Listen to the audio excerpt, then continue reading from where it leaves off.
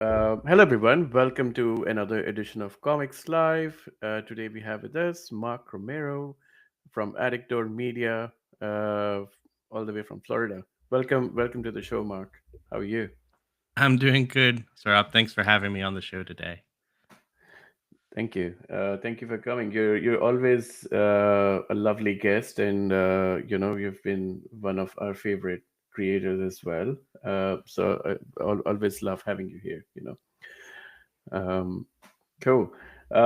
Before for all the new audiences we have now, in your own words, do you want to, tell a bit about yourself and a bit of what you do, what's your background like, and actually how you got interested in reading and writing comics?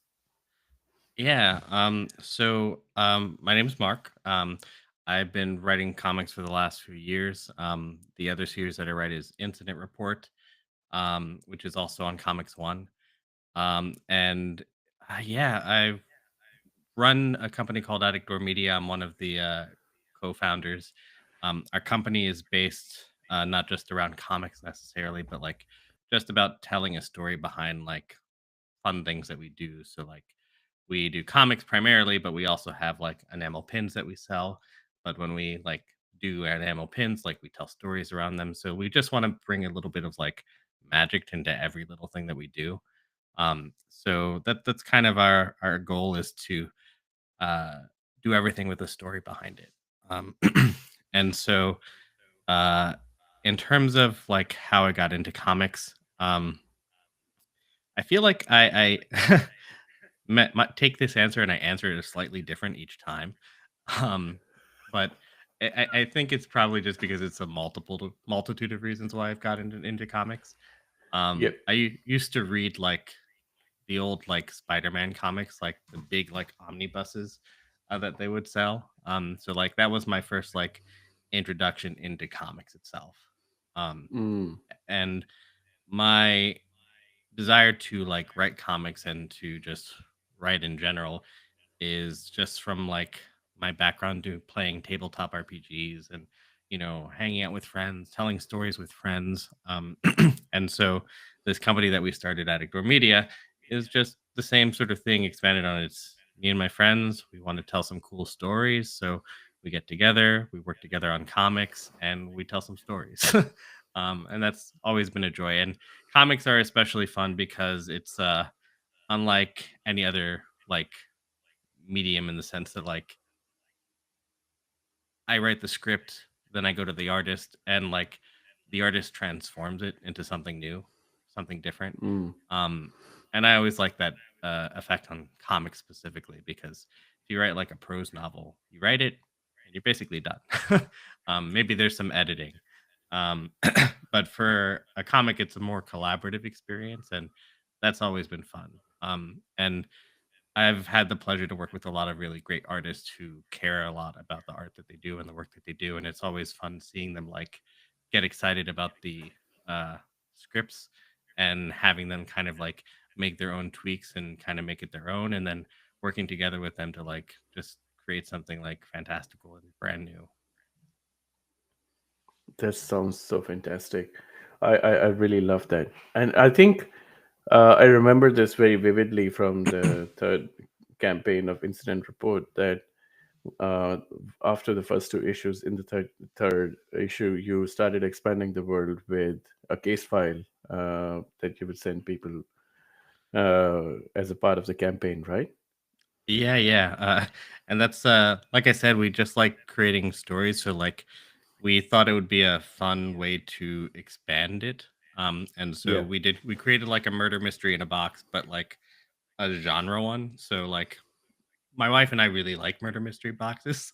We have like a ton of those like hunt a killer boxes, and we were like, okay, why don't we make our Mm. own? But we're gonna set it in our comic universe. Yeah. And so like Yeah. some of the suspects have superpowers, and you have to like figure out if someone that's with superpowers did the crime. Um, and we thought it was a unique spin on the box, and it was fun. And we've had a lot of success actually. People really like kind of connect to like that sort of thing when we're at conventions and stuff, and it's fun to get people to do it. And like when I say that we want to be like telling a story and everything that we do, like when we sell a murder mystery box in at a convention.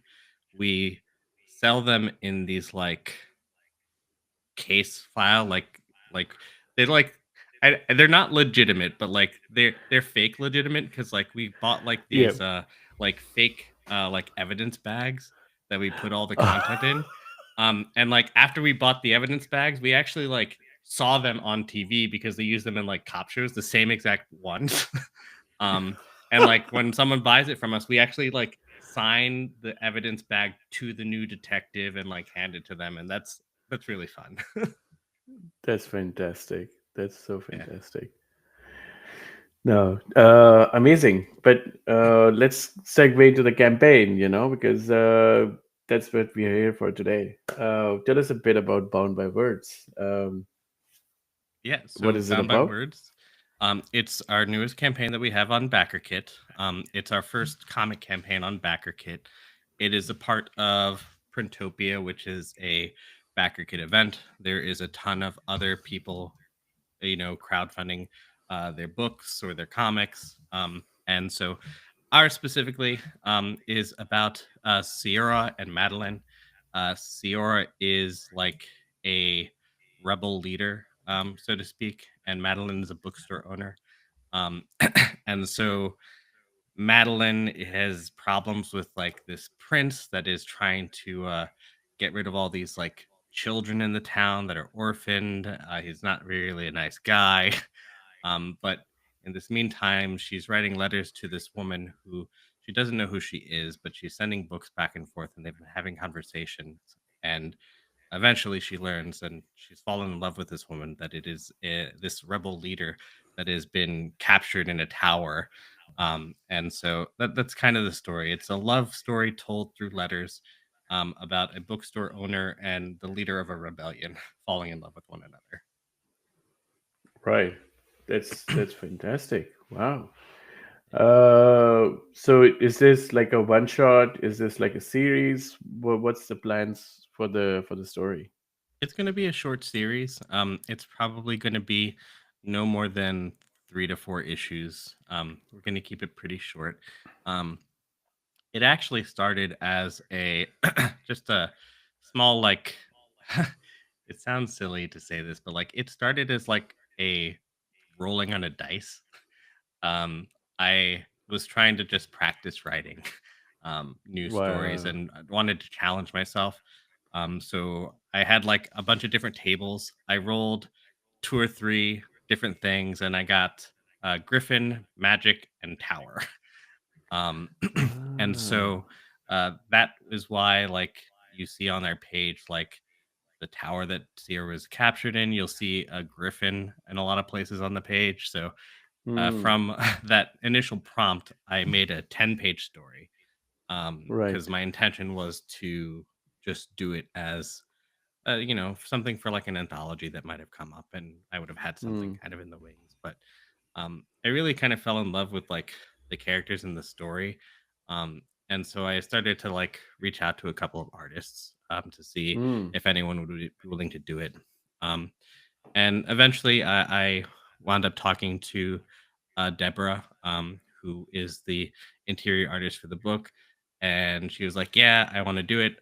I think it was, I don't know if this is true. I think it might be the first like sequential story that she's done, but it's possibly Oh not. She wow. does a lot of like artwork on Twitch, and her art is beautiful. I actually have her Hmm. art like hung up in my house somewhere. um, and I was really excited to get to work with her on it. And when I was talking about like the collaborative process, like when I started working with her on it, like it quickly ballooned from 10 pages to like 26 pages. And Wow. we've been making tweaks to the story and like adding things, changing things to like expand it upon everything a little bit more, and just give the whole story a little bit more character than like a short 10-page anthology kind of thing would. Um, Hmm. and that's this just been a lot of fun. And she nailed like a lot of the characters' designs on like the first time, which was really great. She really, I guess, understood the vibe I wanted, and she fell Yeah. right Yeah. into Yeah. it. And That's so fantastic. yeah, and all the little additions that she's added throughout the story, just like She's really great at just like small details with facial expressions and characters, and she really brought a lot to the book, and she had a lot of suggestions, which is awesome. That's amazing. It's always so much fun when you find an artist who just aligns with your vision really well, right? And then they just improve it so like in their own way. It just gives a very different life to it, to the story in the comic. Yeah, and I think that also like for me, it was nice having her be so like aggressive with like what she wanted to see differently. Like I sent her the script and she was like, "I don't think that this works. I think this could be like this." And like I think sometimes artists can be a little bit timid when it comes to like providing suggestions. And I love that she wasn't timid because I want to work with somebody. Like if I wanted to just write a story by myself, I would just try to write a story by myself. But I want to write with Yeah, an artist, and collaborate. And she was really good about that throughout the whole thing. that's so fantastic. No, I think that's what a dream team is about. Tell us a bit about the covers and the rewards. Yeah, so this cover here is by Vash Taylor. And this one's actually really important to me because uh, I said I searched around for artists for a while. Vash was actually my initial choice to write the book or to do Right. the art for the book. And I still probably have some of the like Vash's original character designs too. But life happens. We weren't able to like do it.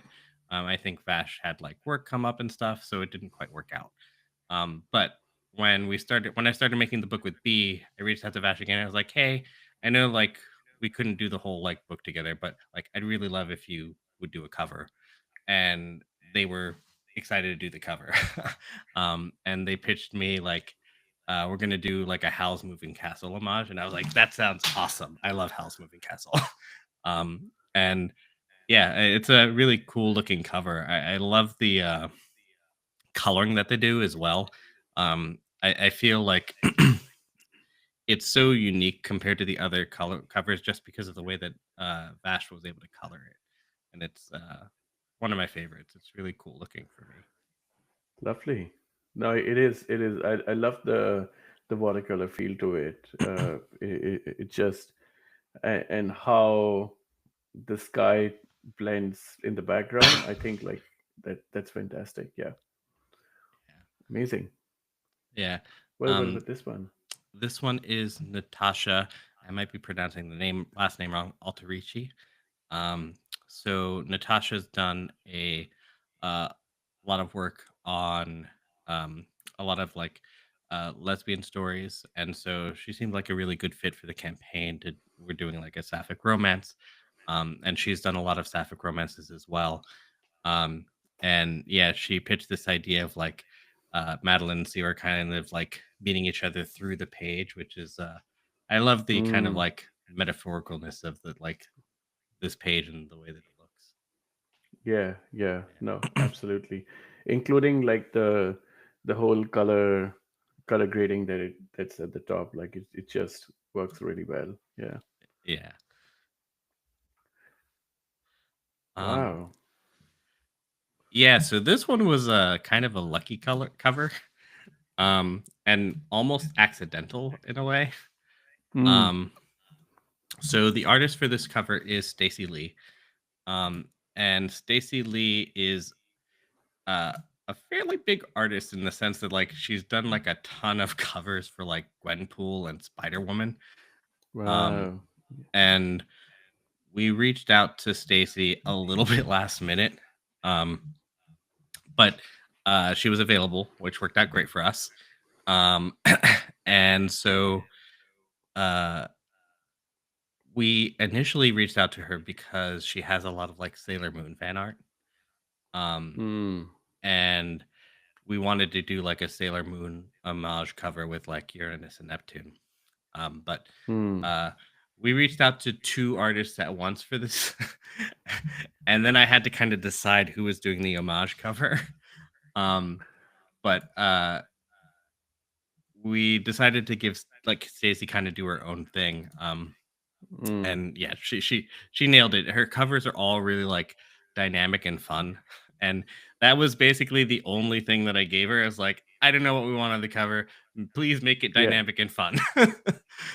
And so she's got like the magic effects. So this cover too, we're gonna do like a nice like UV coating or like a spot coating to make like the kind of magic pop a little bit more too. Should be yeah, it should come out looking really nice. that's fantastic. No, that's lovely. And all the covers are absolutely stunning, by the way. Like they're just Thank you. every cover is just different in its own right, and just stands out very well. Yeah, love it. Yeah, this is that Sailor Moon homage cover that I was mentioning. This is by Fellhound, also a really Love great Fell's work. artist. Yeah. Yeah. So this was also like I was extremely impressed with how fast Fellhound was because uh, I think they had the cover done in like 3 days. It was really Wow. amazing. But like she was on it. And again, she kind of like nailed the vibe we were going for. Like the pose is perfect, the rose petals in Yeah. the background. And then my wife actually took we have a graphic designer that we work with, Lori, that did uh the like logo and stuff. And then my wife like took it and just like Sailor Moonified the logo so that it fits in the cover a little bit more. Yeah. Yeah. Yeah. Fantastic. Awesome. Uh, let's talk about rewards. Yeah, yeah, we've got the books, all the covers and things like that. I think the big thing that we're doing is we're just trying to add some more fun rewards to this and trying to be a little bit weird. So like on this romance bundle, like we wanted to like the rewards to fit the vibe of the book. So the vibe is like bookstore owner, like there's a lot of pictures inside of a library, you know, Mm, you're trading letters obviously back and forth. So what do you yeah. do when you're reading a book? You might light a candle. So we got like a candle made. um, we're actually Nice. working with a company called DNT, Okay. and we're actually producing a tea set for the campaign too. And so we've Wow. got like a little branded tea set that you can get like either an herbal tea or caffeinated tea, and it was fun working with them because like uh, it seemed like a long shot, but they were like, "Yeah, we could do it." And then they were just like, "We'll also come up with like a flavor profile for like the book." So like I sent them pictures from the book, and they were like, "We think that like we want to do like a rose," and I was like, "Yeah, this sounds fun." So Lovely. little bit of a like a unique like tea blend. So like you can read the book, you can brew some tea, smell a candle, Mm, and mm, then we added on also last minute a wax seal kit. So we're gonna include like a little bit of wax in the bundle, and then an mm. actual a seal that has Oscar the Griffin on it, and that way Yeah. people can Yeah. send their own letters out. That's And we thought that would be fantastic. fun. Amazing. No, that is such a unique reward. I've actually never seen anybody go to that length to produce a reward that's so unique and tied in with the book. Like it's lovely. It just creates like the whole vibe around it, right? Like when you're reading, you can yeah Yeah, enjoy it that's what and we were really hoping for, and yeah. fingers crossed. Like we added some of the like tea and stuff as add-ons, and a good amount of people are selecting the tea. And I have a lot of D and T at my house, and I know it's really good tea, so I think people are gonna like it.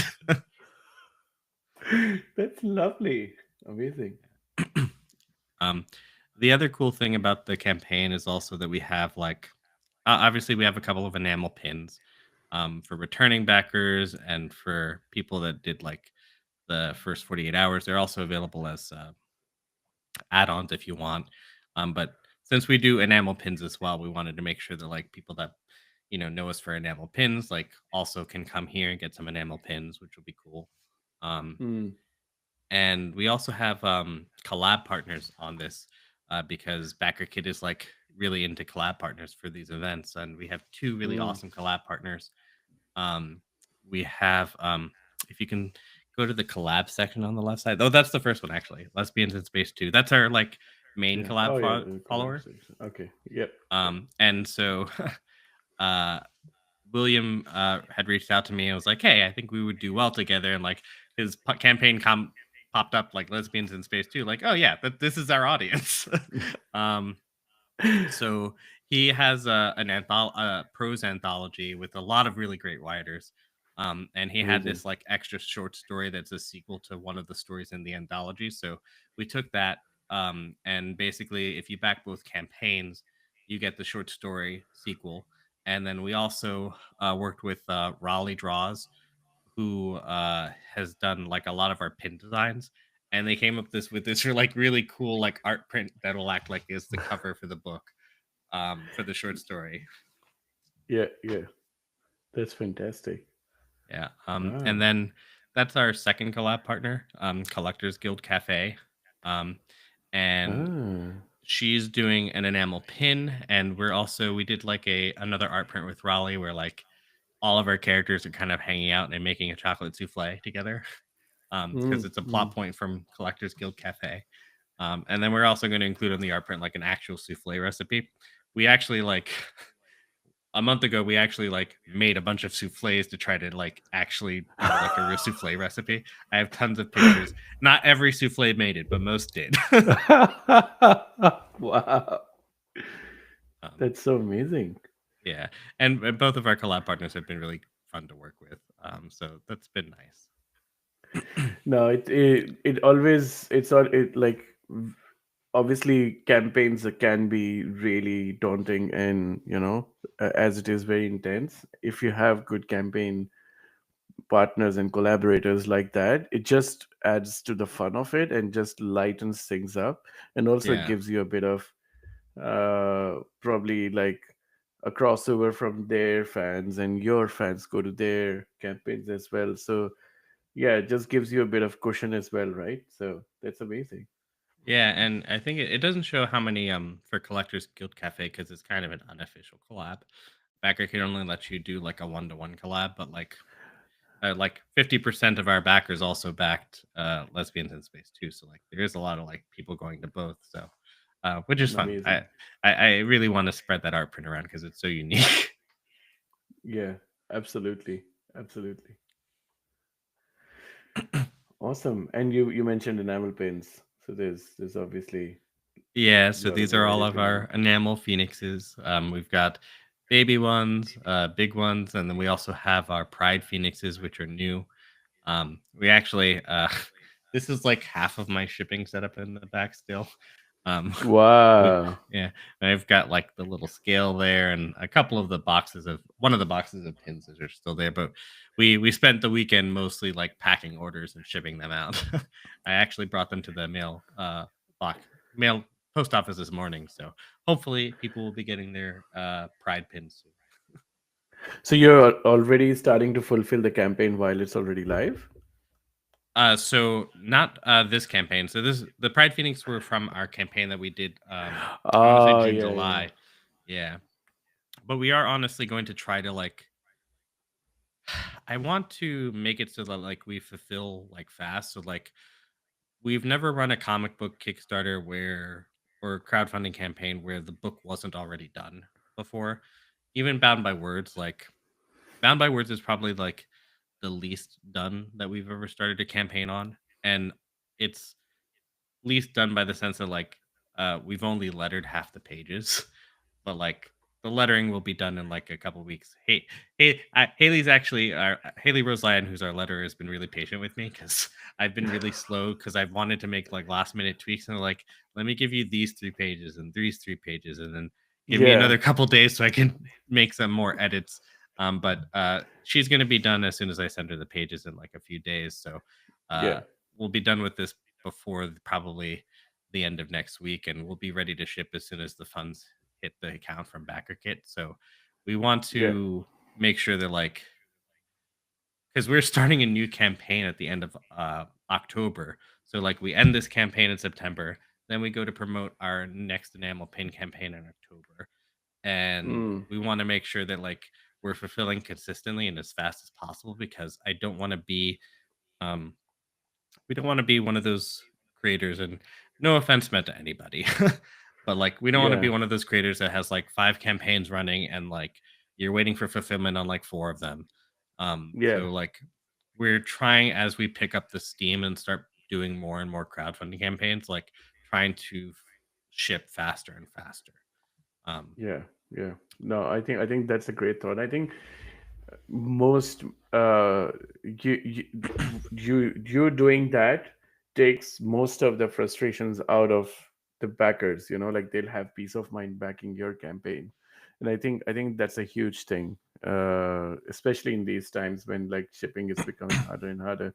You taking the effort to actually produce the book in advance and making sure that it's delivered on time. I think like that's a huge step in building a positive effect in the community. So yeah, and yeah. also like we've also wanted to make sure that like because our first like pin campaign was in October of last year, and we fulfilled it in I want to say late November, early December, and we had like quite a few like backers in the EU.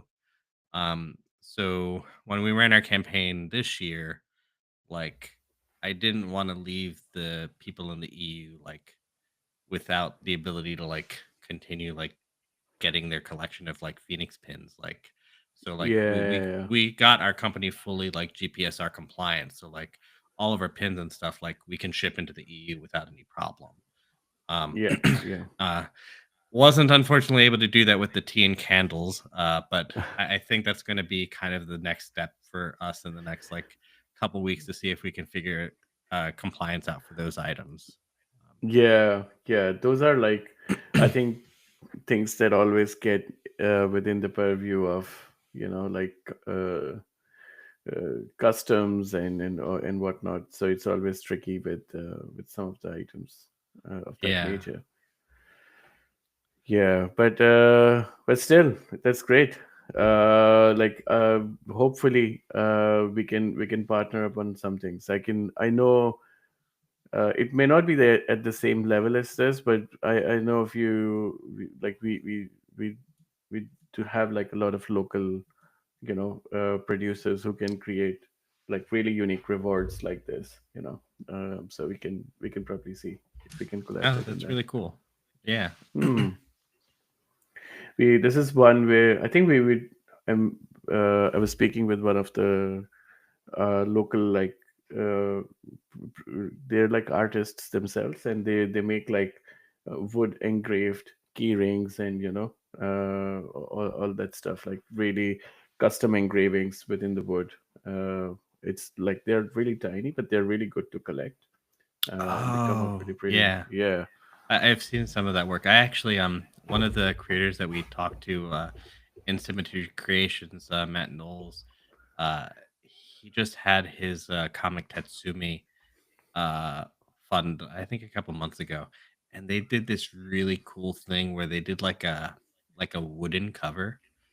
Um Ah, so like it's like a wood block that they kind of put on top of the comic book, and they like do like an engraving of like their like logo cover and stuff, and it came out really cool looking. Um, I really want to try something like nice. that too because it looked fun. That's fantastic. Yeah, yeah.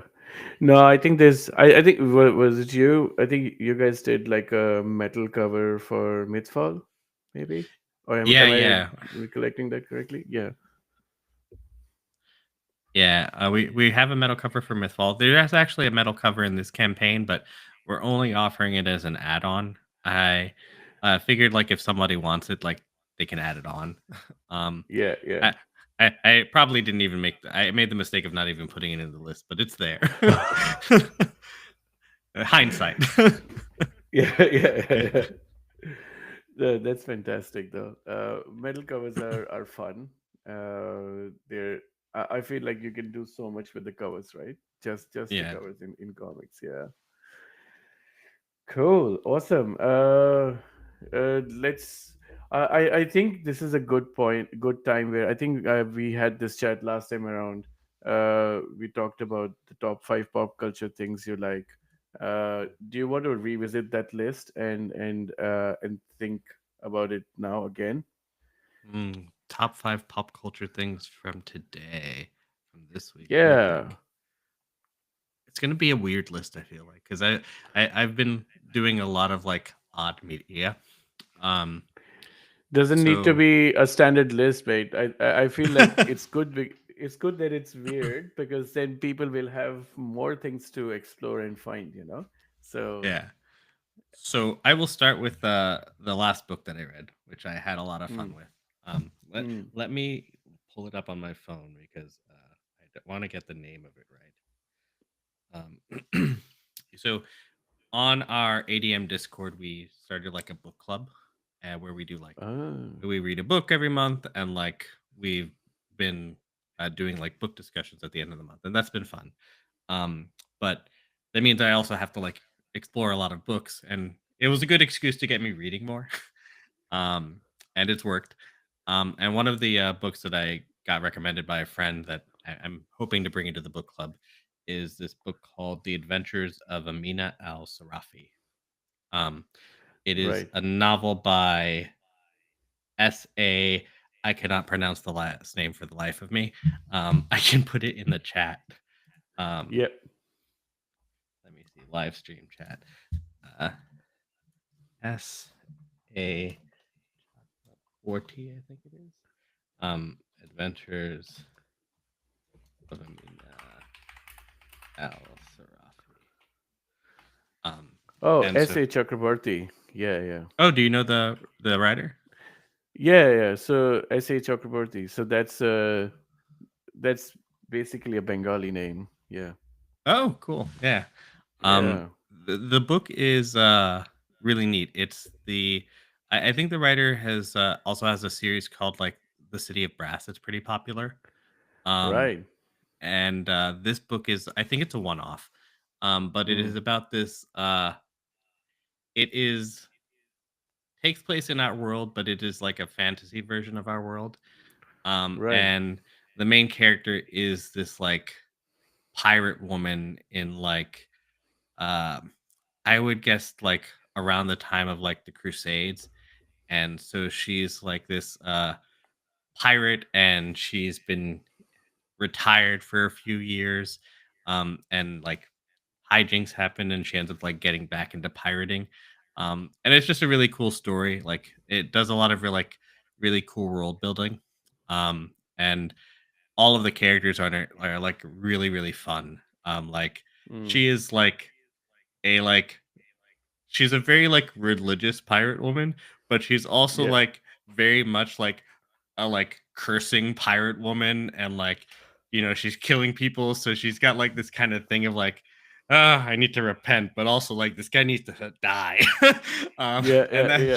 she's just a really fun main character. And I really Yeah. enjoyed that book. I would definitely suggest it to people to check it out. That's um lovely. yeah, so that's one. Let me see. Second one, um I have been doing a watch of the adventures of my adventures with Superman, I think. Um, Ah, so yes. I've been enjoying that. It took me a long time to do it. I've been wanting to watch it for a while, and I finally like, okay, I have time. So I've been watching through that. That's been fun. Um, Yep. Yep. uh, and let's see. There's that. Um, I've been watching Silo. Have you ever Mm. seen any of Silo? No. Um, Is it good? I'm enjoying it. It is pretty good. It is I would describe it as Fallout, but not Fallout. It's Okay. on Apple TV. It's based on a book series.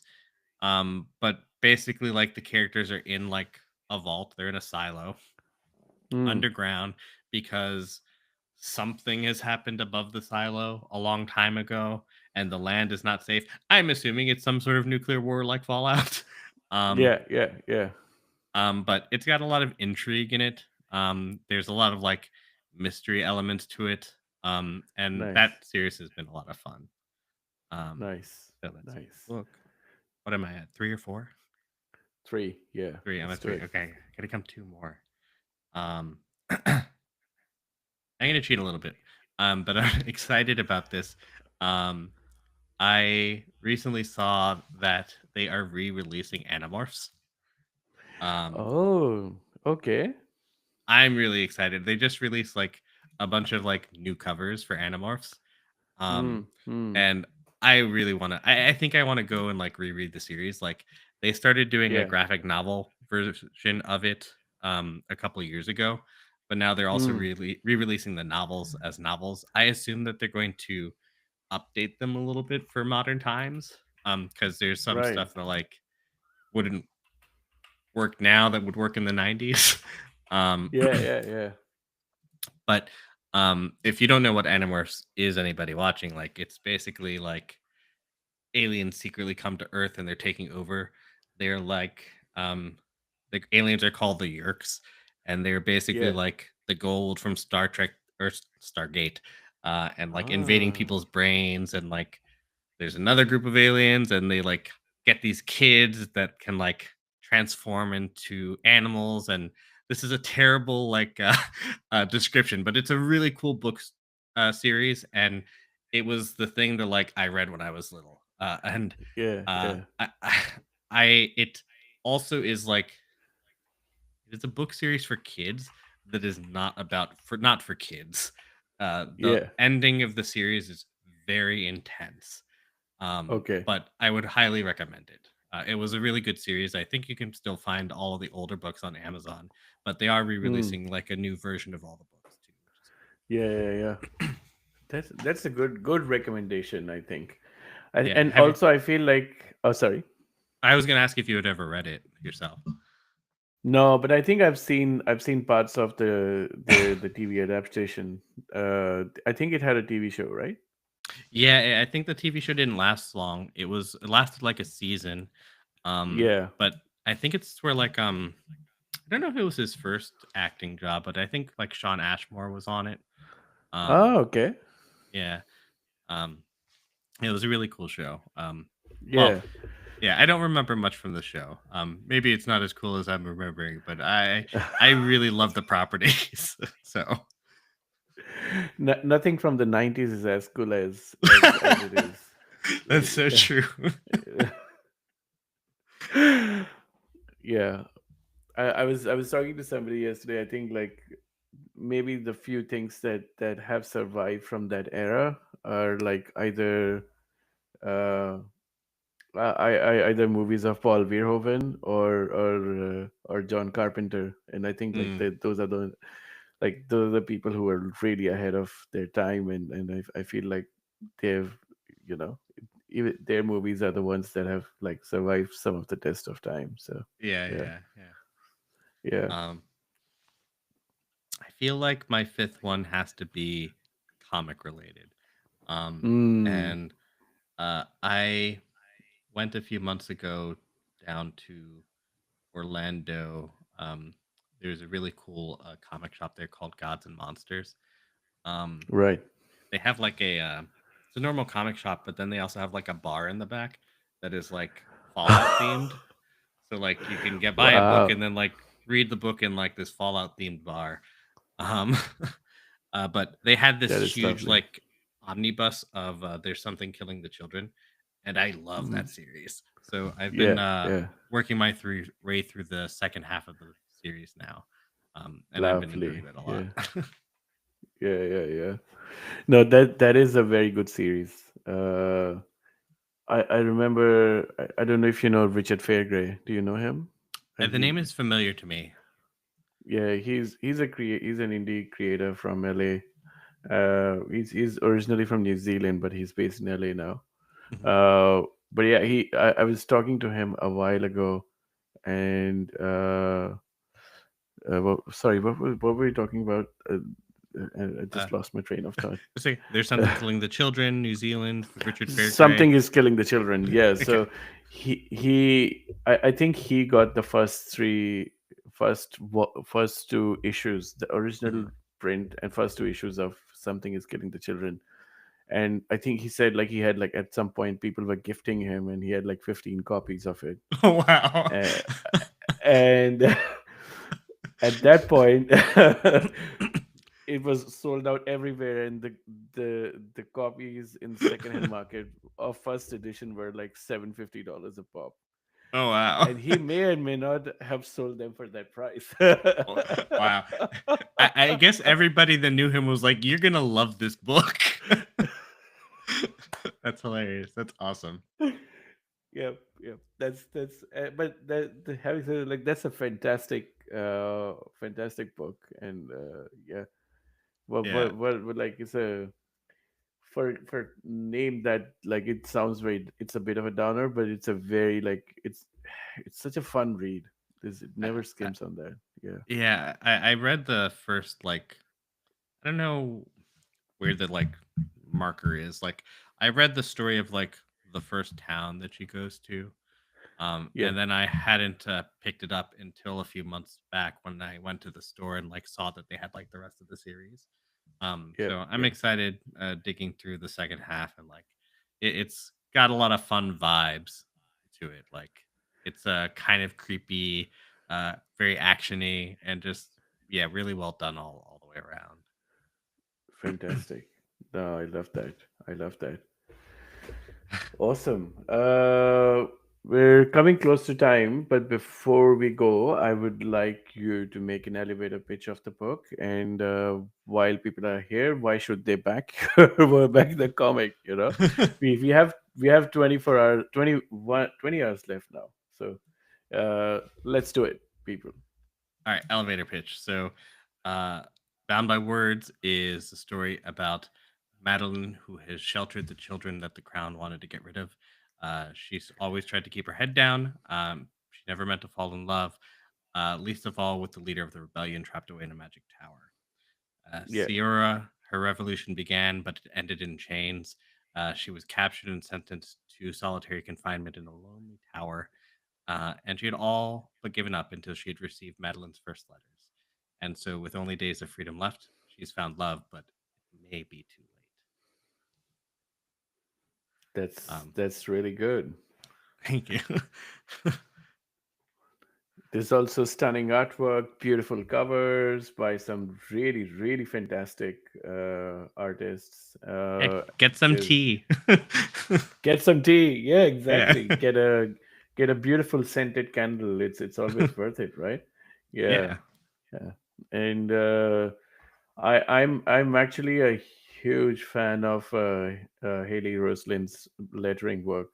To be honest, like she's just fantastic. Like all your books Oh, yeah. that we have, they're Mitford in particular. Like I think I when I've originally reviewed that book, I made a point of noting that lettering is just next level good. Like it's her, really good. Yeah, her letters are really great, and they're also like super important in this book because a lot of the story is like through letters, like we had to yeah, like differentiate like handwriting and like paper style on the letters so yeah. you know like which letter was coming from which character. And she did a really awesome job with that.